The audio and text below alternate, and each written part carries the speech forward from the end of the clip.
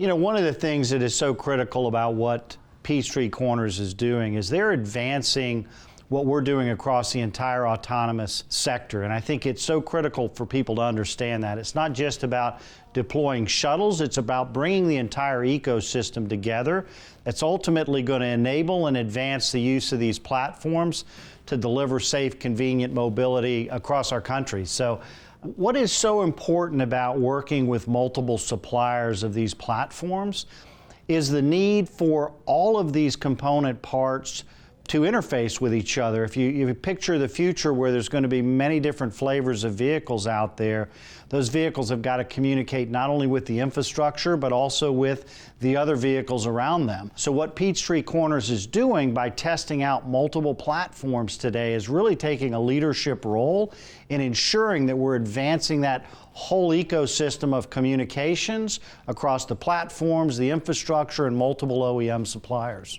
So a number of things are going to be coming out of this project that are critically important. The first is the data and the learnings from how these vehicles operate in this environment. How do they respond to pedestrians, other vehicles, bicyclists, any type of obstacle you might see out there on the roadways that a human would have to perceive and respond to. Now these vehicles are going to be doing that. So the enormous amount of data that comes from those experiences that we can ultimately use to improve how these vehicles operate on the roadways is absolutely critical. I'd say a second really important outcome of this overall effort is going to be in the area of proving how we not only operate within the vehicle itself, but how we communicate and connect to, in a low latency environment, all the assets that are going to be critical to advance the use of these vehicles in the future.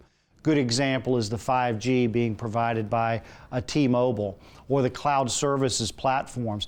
All of those play an integral role in successfully deploying these vehicles, and it's important that we're able to prove that out in a true live environment as we're doing here in Peachtree Corners. Yeah, I think one of the things that's really going to advance the ability to scale these types of deployments across our country is going to be proving out the right combination of technologies to advance the performance of these vehicles, but do that in a safe fashion. As an example, we're going to be taking other component parts like LiDARs and sensors, putting them on these vehicles outside of what's in the standard OEM package so that we can compare how they react better, how they perform better, whether it's in climate issues like rain or whether it's in scenarios where the landscape may be changing. All of that is going to be able to be tested here and prove out the right combinations of technologies that are going to operate these vehicles most successfully, across any number of variations. There's a couple of really important aspects of the 5G and the C-V2X communications that we're going to be proving out here in Peachtree Corners. The first is as it relates to what we do today.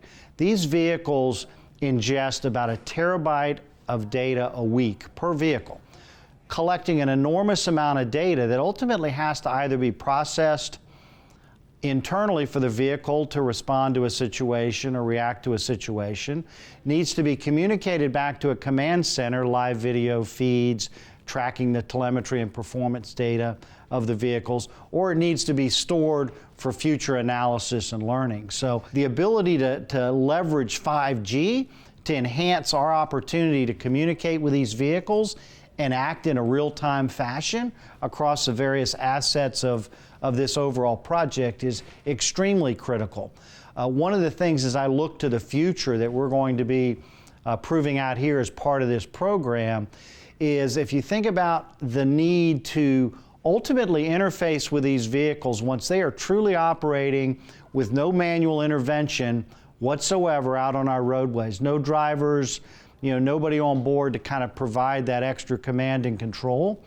We're going to have some type of remote mission management. If a vehicle comes upon a scenario like a flag person waving you around a pothole, there's simple examples out there that we see every day in our roadway scenarios that are going to have to be addressed by remote communications to the vehicle. So picture almost a remote attendant that's got the ability in a low latency environment, leveraging 5G to be able to say, it's safe to go ahead and send that mission to the vehicle. So it's not always going to be these vehicles operating on their own.